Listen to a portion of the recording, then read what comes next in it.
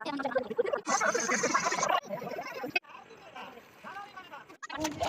Friends, welcome to my another blogs. তো তোমরা কেমন আছো? ভালো আছো অবশ্যই।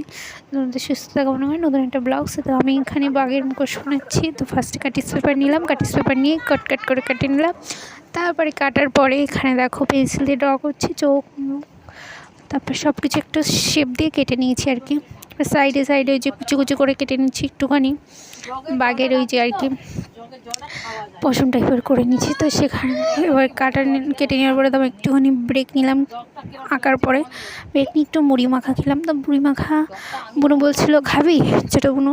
তা খাবো না বলে আমি বলছি খাবো না এখন, ডেকে বললাম। তারপরে আবার পরেক্ষণ হচ্ছে গিয়ে বুনু থেকে লুকিয়ে ভাই এনেছিল, ভাইয়ের কাছ থেকে নিয়ে একটুখানি খেয়ে নিলাম। তো বুনু যাই না তাই তারপর ব্রেক টেক নেওয়ার পরে তারপরে আবার পেন্সিল দিয়ে ড্র করা হয়ে যাওয়ার পরে স্কেচ দিয়ে ড্র করে নিচ্ছি। স্কেচ দিয়ে ড্র করছি। তো এইগুলো হচ্ছে গিয়ে বাঘের গায়ে যে দাগগুলো থাকে সেই দাগগুলো, তারপরে হচ্ছে গিয়ে নাক, গাল, তারপরে নাকের নিচে হচ্ছে গোঁফ বানিয়ে নিলাম, তারপরে চোখটা ড্র করে নিলাম, তারপরে সাইডে করে নিলাম। তো দেন তারপরে দেখো একটু একটু করে সব কিছুতেই ড্র করে নিচ্ছি স্কেচ দিয়ে।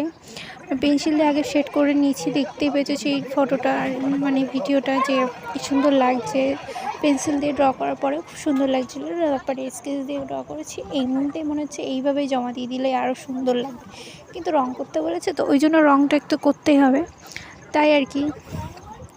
তো দেখো ফাইনালি হয়ে গেছে। এবার রং করব অরেঞ্জ কালার দিয়ে। রং করার পরে তারপরে দিন দেখা যাবে ফাইনাল লুকটা। আর কানে একটুখানি রঙটা বেশি হয়ে গেছে, কানে হালকা সাদাটা দিলে ভালো হতো। আর সাইডে ওই কালো স্কেচটা না দিয়ে আমি যদি একটু সাদাটে টাইপের করতাম না ভালো হতো। যাই হোক, তো ভুল হয়ে গেছে, কিন্তু তবুও মুখোশটা ভালোই হয়েছে। তোমাদের যদি ভালো লাগে অবশ্যই বাড়িতে বানিয়ে বাচ্চাদের এই খেলনাটা বানিয়ে দেবে, ভালোই লাগবে।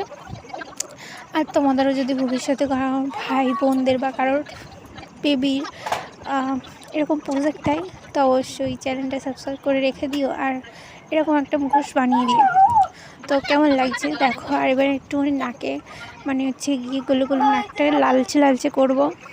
তারপরে এখানটায় আমি তার আগে একটুখানি ছাই করে নিলাম ওই কালো দাগগুলো, কারণ হচ্ছে ওইগুলো কালো হয়ে গেছে বেশি আর কি। তো যাই হোক, তারপরে দেন এখানটায় একটুখানি হচ্ছে গিয়ে নাকটার ওখানটায় অরেঞ্জ কালার শেড দিলাম গোপটায়, তারপরে গালটাও একটুখানি।